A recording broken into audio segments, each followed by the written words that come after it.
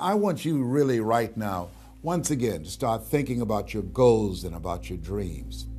And as you begin to envision them, one of the things that I think that's very important that we have to always go back to, as you look at your goals and dreams, and I want you to expand them, and it's very important to realize that I found that most people fail in life, not because they aim too high and miss.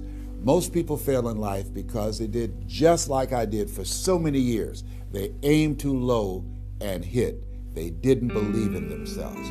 So I want you right now, as we begin to think about the lessons and all the things that you've experienced and all of the comments and stories and strategies and lessons that you've had, I think it's time to revisit and look at your goals and dreams, and let's raise the bar. I remember as a kid, we would be in the backyard and we would play jump, and somebody would get on one side of the stick, my sister and then my brother, we would run and we'd jump over it. And then they say, raise it up a little bit higher. We have to back up and we would run and we'd jump over it again. And then we say, raise it up a little higher. And the higher it got, we had to begin to change our approach and how we were going to get over the bar. And that's the same thing in life. And so right now, I want you to think about your goals and dreams. As you begin to raise them a little higher, and I want you to say with me, it's possible. It's possible. You know, the easiest thing that I do is speak and train people how to speak. Go into prisons and juvenile detention centers and to high schools and colleges. Speak before thousands of people. I can do that in my sleep. Let me share with you the most difficult thing I've ever done in my life. And it took me years to do. And that was to believe that it was possible. To believe that I can do it. Given my circumstances, born in an abandoned building on a floor, being adopted, being labeled educable mentally retarded, failing twice in school, no college training, never worked for a major corporation. To believe that I had something of value to say, that somebody would want to listen to me, to believe that somebody would pay me to talk to them. Have you ever thought about something you wanted to do and you talk yourself out of it?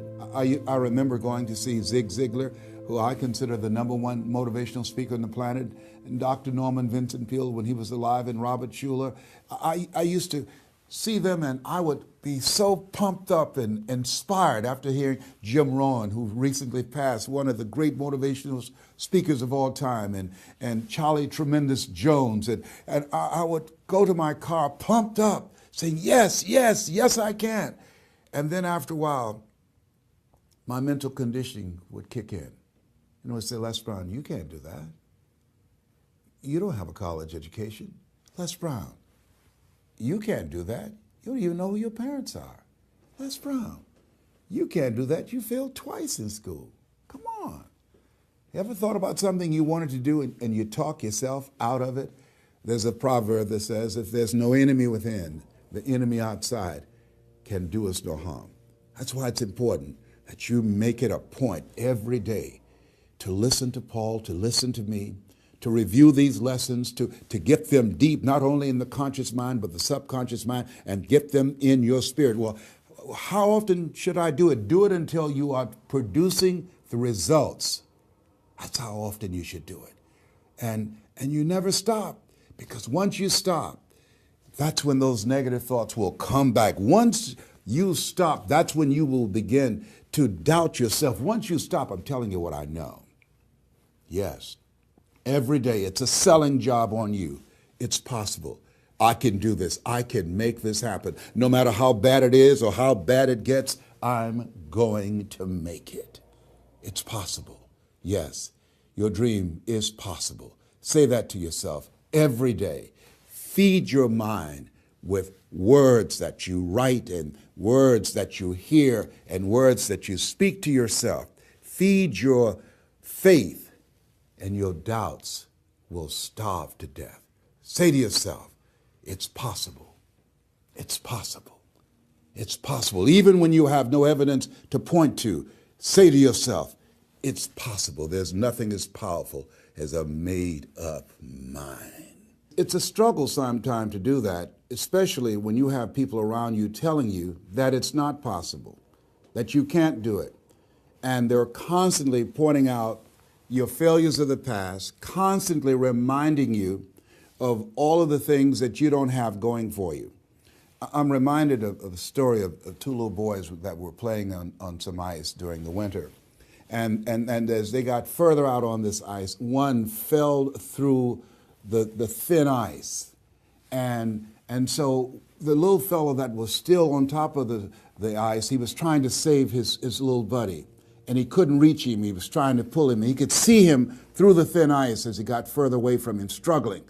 And he couldn't reach him, and he's trying to break the ice, and he couldn't do it. And he looked around, and he saw a tree in the distance, and he ran, and he got up on the tree, and he pulled and broke down an enormous-sized branch and came back and savagely began to beat that ice and broke it, and miraculously, he saved his friend.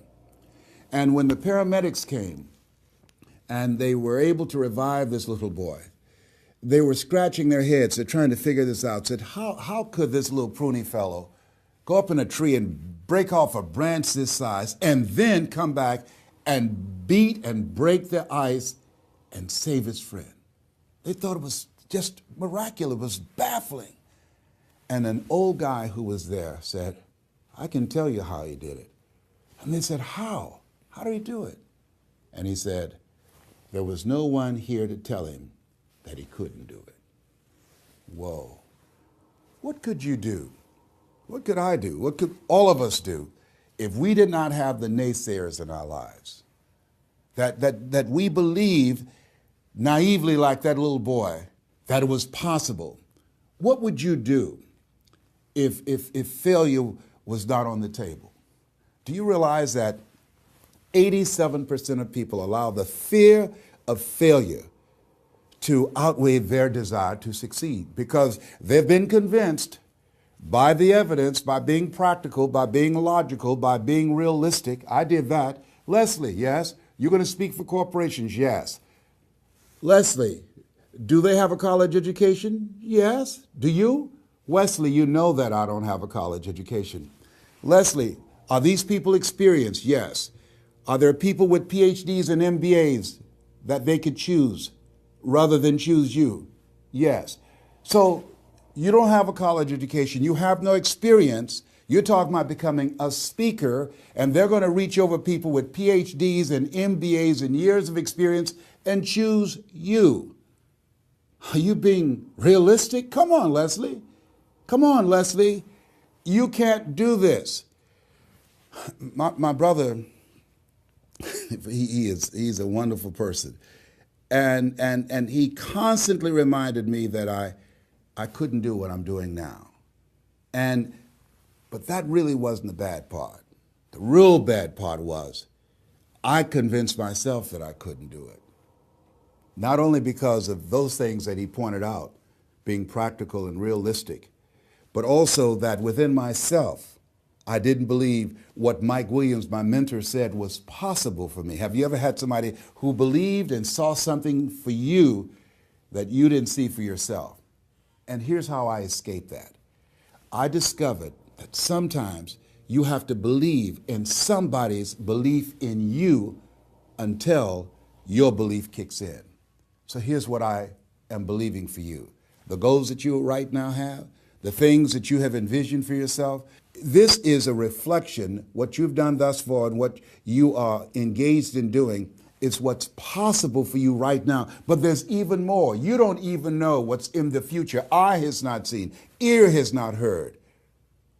If you believe in yourself, if you constantly remind yourself after every defeat, after every setback, every time you get knocked down, I've got a saying, if life knocks you down, try and land on your back, because if you can look up, you can get up. See, a lot of people, because of failure, they stop believing. Let me share something with you. You will fail your way to success. Yes. 8 out of 10 millionaires have been financially bankrupt. You will fail your way to success.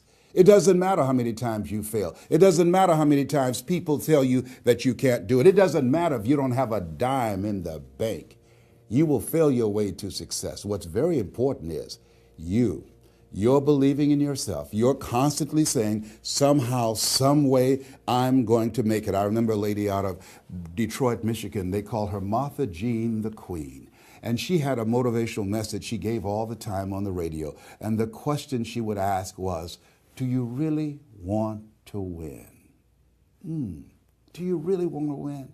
And she said, if you really want to win in life, you've got to believe in yourself when no one else does. You've got to believe in yourself. See, it's easy to believe in yourself and to have faith if you have a good bill of health, if your relationship is working out fine, if you have money in the bank, if you have a secure job, if your mortgage note is paid current, if the children are acting like they have good sense. It's easy. If you go to a doctor, they say, oh, you're doing real good, I'll see you next year. It's easy to have faith then. Let me tell you when it's really tough to have faith. When you lose your job, when you lose your retirement, when you go to the doctor and they look at you and say, you have cancer. Cancer is the most feared word in 7 different languages. That's when it's tough to have faith then. And that's when you need to call on your faith then.